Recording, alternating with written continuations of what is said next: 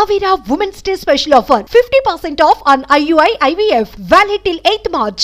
రైతు ప్రయోజనాలు కాదు రాజకీయ ప్రయోజనాలే ముఖ్యమన్నట్టుగా ఇవాళ దుష్ట రాజకీయం చేస్తున్న ప్రభుత్వానికి బుద్ధి చెప్పడానికి ప్రజలకు వాళ్ళొక్కసారి కాళేశ్వరం యొక్క గొప్పతనాన్ని వివరించడానికి పంటలు ఎండిపోకుండా చూసుకోవడానికి గొంతులు ఎండిపోకుండా మంచినీళ్ళకు కూడా గోస రాకుండా ఎండాకాలంలో చూసుకోవడానికే ఇవాళ మా పర్యటన.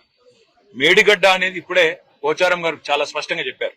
కాళేశ్వరం ప్రాజెక్టులో 3 బరాజులు, 15 రిజర్వాయర్లు, 21 పంపింగ్ స్టేషన్లు, దాదాపు 1500-1600 కిలోమీటర్ల ప్రవాహ కాలువలు, 270 కిలోమీటర్ల సొరంగ మార్గం, ఇదంతా కలిపితే కాళేశ్వరం.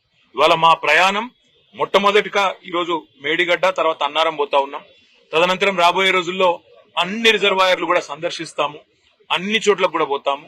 ఇది మొదటిది మాత్రమే, ఇవాళ పర్యటన మొదటి భాగం మాత్రమే. ప్రభుత్వం తన బాధ్యత మర్చిపోయింది.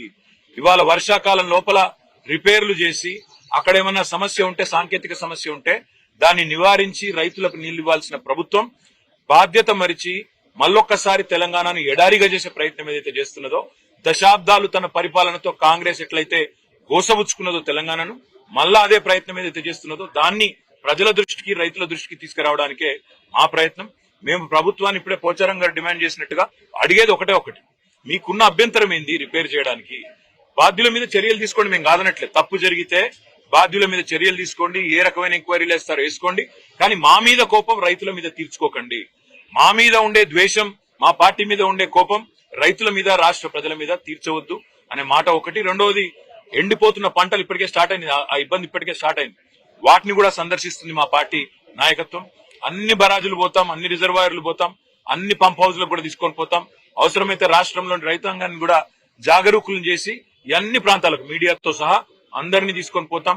కాళేశ్వరం యొక్క సమగ్ర స్వరూపం, ప్రజాధనంతో కట్టిన ప్రాజెక్టును ఇవాళ పూర్తి స్థాయి దుష్ట ఆలోచనతో, ఒక కుట్రతో కూల్చే ప్రయత్నం ఏదైతే ప్రభుత్వం చేస్తున్నదో, వరద నీటిలో కొట్టుకపోవాలి, రిపేర్ చేయకపోతే వర్షాకాలంలో వరద వస్తే మొత్తం బరాజ్ కొట్టుకపోవాలన్న ఆలోచన ఏదైతే చేస్తున్నదో దాన్ని ప్రజలకు చెబుతాము. ఇవాళ ఒకవైపేమో పంటలు ఎండుతున్నాయి, ఇంకోవైపేమో కిందికి నీళ్లు సముద్రంలో వృధాగా పోతా ఉన్నాయి. అవి చూడడానికి, చూపెట్టడానికి, ప్రజలకు అర్థం చేయించడానికి పోతా ఉన్నాం. మిగతా విషయాలు రానున్న రోజుల్లో, వారం 10 రోజుల్లో రోజు మాట్లాడుకుందాం.